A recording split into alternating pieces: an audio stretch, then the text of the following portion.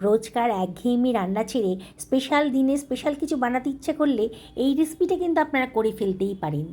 বাড়িতে থাকা সামান্য কিছু উপকরণ দিয়েই কিন্তু রেসিপিটা তৈরি হয়ে যাবে।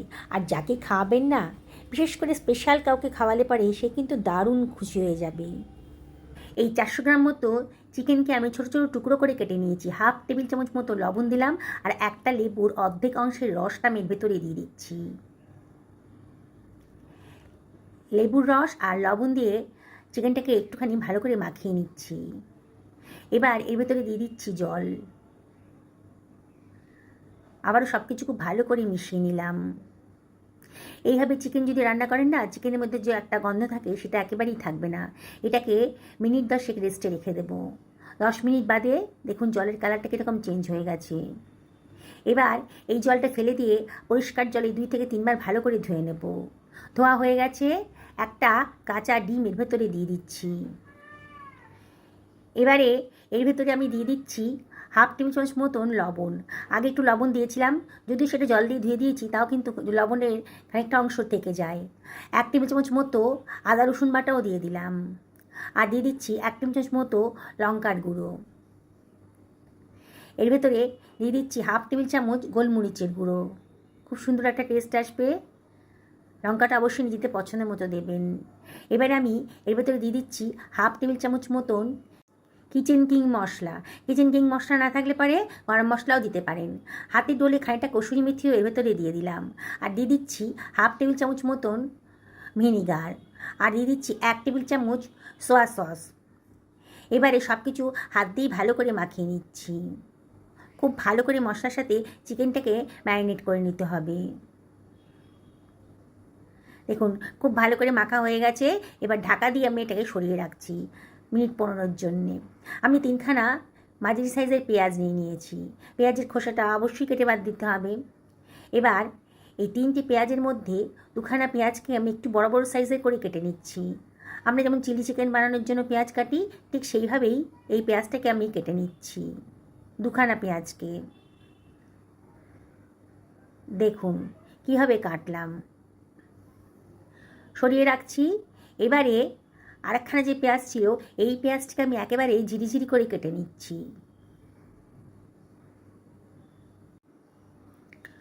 একেবারে ঝিরিঝিরি করে কাটা হয়ে গেছে, এটাকে আমি সরিয়ে রাখলাম।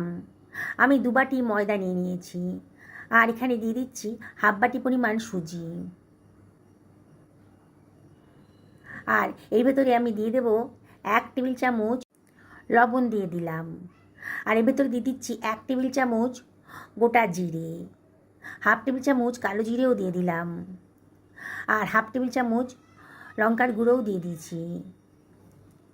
এর ভেতরে 1 টেবিল চামচ চাট মশলা দিলাম, খুব সুন্দর একটা টেস্ট আসবে। আর 2 টেবিল চামচ সাদা তেলও দিয়ে দিচ্ছি। ময়ামটা খুব ভালো করে মিশিয়ে নেব ময়দার সাথে। খুব ভালো করে মেশানো হয়ে গেছে যখন, তখন আমি এর ভেতরে দিয়ে দিলাম চিনি। 1 টেবিল চামচ মতো চিনিও দিয়ে দিলাম। চিনিটা অপশনাল, তবে দিলে পরে কিন্তু পরোটাটার খুব ভালো একটা টেস্ট আসবে। আবারও সব কিছু খুব ভালো করে মিশিয়ে নিচ্ছি। এবারে অল্প অল্প জল দিয়ে আমি একটা ডো বানিয়ে নেব।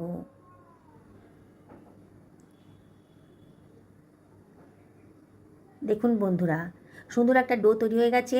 যত ঠেসে ঠেসে মাখবেন তত কিন্তু ডোটা স্মুথ হয়ে যাবে। খুব সুন্দর করে মাখা হয়ে গেছে। এর উপরে আমি দিয়ে দিচ্ছি খানিকটা কসুরি মেথি। কসুরি মেথিটা পরেই দিলাম, তাহলে কিন্তু ফ্লেভারটা আরও সুন্দর আসবে, সেই জন্যই পরে দিয়েছি। খুব ভালো করে ময়দাটাকে মেখে নিতে হবে। আমি কীরকম করে মাখছি দেখুন, এইভাবেই মাখবেন। খুব সুন্দর করে ময়দাটা মাখা হয়ে গেছে। এবার এটাকে আমি রেস্টে রাখবো। তার আগে 1 টেবিল চামচ মতো সাদা তেল দিয়ে আবার একটুখানি মাখিয়ে নিচ্ছি, যাতে ওপরটা ড্রাই না হয়ে যায়। এটা ঢাকা দিয়ে রেখে দেবো মিনিট 5-6 জন্যে। ম্যারিনেট করা হয়ে গেছে মাংসটা, প্রায় 10 মিনিট হলো। সব কিছু আমি আবার একটু ভালো করে মিশিয়ে নিচ্ছি। অসম্ভব টেস্টি একটা রেসিপি আজকে তৈরি হতে চলেছে। হোটেল বাজারে কিনতে গেলে কিন্তু আপনাদের অনেক টাকা খরচ পড়ে যাবে। বাড়িতেই খুব সুন্দরভাবে এটা বানিয়ে ফেলতে পারবেন, হোটেলের স্বাদকেও হার মানাবে। একটা ফ্রাইং প্যান নিয়ে নিয়েছি। ফ্রাইং প্যানের ভেতরে 3 টেবিল চামচ সাদা তেল দিয়ে দিলাম। তেলটা যখন বেশ গরম হয়ে গেছে, তখন আমি এর ভেতরে দিয়ে দিচ্ছি 1 টেবিল চামচ ময়দা।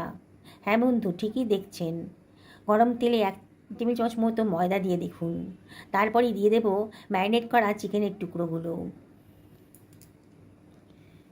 চামচ দিয়ে দিচ্ছি। চামচ দিয়ে অসুবিধা হচ্ছিল বলে আমি হাত দিয়েই দিয়ে দিচ্ছি। সবটা একসাথে ভাজতে পারবো না, ব্যাচে ব্যাচে ভাজতে হবে। তাই সেই ফ্লেমটাই সময় মিডিয়াম টু হাইতে রেখেছি।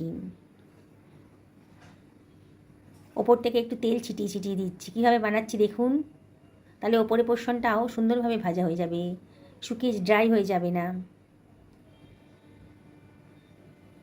অনবরত নাড়াচাড়া করে চিকেনের পিসগুলোকে আমি সুন্দর করে ফ্রাই করে নেব, যাতে একদম কাঁচা ভাবটা চলে যায়। অসম্ভব টেস্টি একটা রেসিপি আজকে তৈরি হতে চলেছে। বাড়ির ছোট থেকে বড় সবাই কিন্তু দারুণ মজা করে খাবে। চিকেনের তো নানান রেসিপি আপনারা খেয়েছেন, একদিন আমার মতন করে এভাবে বানিয়ে খান, গ্যারেন্টি দিয়ে বলছি সবাই দারুণ খুশি হয়ে যাবে। দেখুন চিকেনের টুকরোগুলো কিন্তু একটা গোল্ডেন ব্রাউন কালার এসে গেছে। এবার বোঝা যাচ্ছে ভাজাটা হয়ে গেছে। এবার একটা স্ট্রেনারের ওপর আমি এটাকে নিয়ে নিচ্ছি। তেলটা যত সম্ভব ঝরিয়ে নিয়ে অন্য একটা পাত্রের ভেতর রেখে দেবো। আবার ওই তেলের ভেতর দিয়ে দেবো 1 টেবিল চামচ মতন ময়দা। বাকি চিকেনের টুকরোগুলো একইভাবে ফ্রাই করে নেব। যেসব বন্ধুরা রেসিপিটা দেখছেন অথচ এখনও আমাকে সাবস্ক্রাইব করেননি, তাদেরকে আমি রিকোয়েস্ট করবো আমার চ্যানেলটা সাবস্ক্রাইব করার জন্যে। পাশে থাকা বেল আইকনটা ক্লিক করে দেবেন, তাহলে আমার রান্নার নোটিফিকেশানটা আপনারা চটজলদি পেয়ে যাবেন। সমস্ত চিকেনের টুকরোগুলোই সুন্দর করে ভাজা হয়ে গেছে। এবার ওই তেলের ভেতরে আমি দিয়ে দিচ্ছি বড় করে কেটে রাখা পেঁয়াজগুলো। এবার পেঁয়াজটাকেও আমি হালকা করে ফ্রাই করে নেব, খুব বেশি ভাজবো না, পেঁয়াজের কাঁচা ভাবটা চলে গেলেই হবে। গ্যাসের ফ্লেমটা হাইতেই রেখেছি, আর অনবরত কিন্তু নাড়াচাড়া করতে হবে। দেখুন মিনিট খানেকের মধ্যেই কিন্তু পেঁয়াজের কালারটা চেঞ্জ হয়ে গেছে, পেঁয়াজটা একটু নরম হয়ে গেছে। এবার তেলটা যত সম্ভব ঝরিয়ে নিয়ে অন্য একটা পাত্রের ভেতর রেখে দিচ্ছি। ওই তেলের ভেতরেই 1/4 টেবিল চামচ গোটা জিরে দিয়ে দিলাম। জিরাটাকে একটুখানি ফ্রাই হতে দেব। তারপর দিয়ে দিচ্ছি খানিকটা রসুনের কুচি। রসুনের কুচিটাও খুব ভালো করে ফ্রাই করে নেবো। গ্যাসের ফ্লেমটা হাইতেই রেখেছি, আর মাঝে মাঝে একটু নাড়াচাড়া করে দিতে হবে। তারপরে এর ভেতরে আমি দিয়ে দিচ্ছি ঝিরি করে কেটে রাখা পেঁয়াজ কুচোনোটা। এর ভেতরে 1/4 টেবিল চামচ লবণও দিয়ে দিলাম। দিয়ে ভালো করে সব কিছু মিশিয়ে নিচ্ছি। গ্যাসের ফ্লেমটা মিডিয়াম টু হাইতে রেখেছি, আর মাঝে মাঝে একটু নাড়াচাড়া করে দিতে হবে। এবার এর ভেতর দিয়ে দিচ্ছি 1 টেবিল চামচ অ্যাপেল সাইডার ভিনিগার আর 2 টেবিল চামচ সোয়া সস। আপনাদের কাছে অ্যাপেল সাইডার ভিনিগার যদি না থাকে তাহলে হোয়াইট ভিনিগারও দিতে পারেন। সব কিছু আবার ভালো করে মিশিয়ে নিলাম। 1/2 টেবিল চামচ কাশ্মীরি লঙ্কার গুঁড়ো দিয়ে দিয়েছি কালারের জন্যে, দারুণ সুন্দর একটা কালার আসবে। সব কিছু আবারও খুব ভালো করে মিশিয়ে নিচ্ছি। মিনিট 2 ভালো করে মশলাটা কষানোর পর ভেজে রাখা চিকেনের টুকরোগুলো আমি এর ভেতরে দিয়ে দিচ্ছি। দিয়ে আবারও সব কিছু খুব ভালো করে মিশিয়ে নেব। গ্যাসের ফ্লেমটা মিডিয়াম টু লোতে রেখেছি, আর সব কিছু খুব ভালো করে মিশিয়ে নিচ্ছি। একেবারে নতুন ধরনের নতুন স্বাদের একটা রেসিপি আজকে তৈরি হতে চলেছে। কতগুলো কাঁচা পাকা লঙ্কাও দিয়ে দিলাম, যদি কেউ ঝাল পছন্দ করেন তাহলে খেতে পারবেন। লম্বা লম্বা সরু করে কেটে রাখা খানিকটা আদা কুচিও দিয়ে দিলাম, আর দিয়ে দিচ্ছি 1 টেবিল চামচ মতন জল। দিয়ে সব কিছু আবারও খুব ভালো করে মিশিয়ে নিচ্ছি। যেসব বন্ধুরা ফেসবুক থেকে রেসিপিটা দেখছেন তাদেরকে আমি রিকোয়েস্ট করব আমার পেজটা ফলো করার জন্যে। এর ভেতরে আমি দিয়ে দেব 1.5 টেবিল চামচ টমেটো কেচাপ, আর 1 টেবিল চামচ শেজওয়ান সস। হাতের কাছে শেজওয়ান সস থাকলে পরে দেবেন। 1 টেবিল চামচ গোলমরিচের গুঁড়োও দিয়ে দিলাম, দারুণ সুন্দর একটা টেস্ট আসবে। এবার ভেজে রাখা পেঁয়াজটাও দিয়ে দিলাম। দিয়ে সব কিছু আবারও খুব ভালো করে মিশিয়ে নিচ্ছি। গ্যাসের ফ্লেমটা লোতেই রেখেছি। প্রথমে খুব ভালো করে মিশিয়ে নেব। দেখছেন তো কত অল্প সময়ে অসম্ভব টেস্টি একটা রেসিপি তৈরি হয়ে গেল। 1 টেবিল চামচ মতো জলও দিয়ে দিলাম। দিয়ে এটাকে ঢাকা দিয়ে মিনিট 2-3 রান্না করে নেব, তাহলে চিকেনটা খুব জুসি হবে। আবারও ঢাকা তুলে একটু নাড়াচাড়া করে নিচ্ছি। একদিন অবশ্যই এরকম করেই রান্না করে দেখবেন। বললাম তো এই স্বাদ ভুলতে পারবেন না। 1/2 টেবিল চামচ মতো লবণও দিয়ে দিলাম, টেস্ট করে দেখছিলাম লবণটা একটু কম লাগছিল। 1 টেবিল চামচ মতো মধুও দিয়ে দিলাম। মধু যদি না থাকে বাড়িতে তাহলে চিনি দিতে পারেন, তো এটাও অপশনাল, পছন্দ না হলে বাদ দিয়ে দেবেন। এবার গ্যাসের ফ্লেমটা অফ করে দিয়েছি, আর একটা লেবুর অর্ধেক অংশের রস আমি এর ভেতরে দিয়ে দিচ্ছি। দিয়ে সব কিছু খুব ভালো করে মিশিয়ে নিচ্ছি। দেখছেন তো বন্ধুরা, কত অল্প সময়ে অল্প খরচে অসম্ভব টেস্টি একটা রেসিপি আজকে তৈরি হয়ে গেল। এবার এটাকে আমি একটা সার্ভিং প্লেটে সার্ভ করে দিচ্ছি।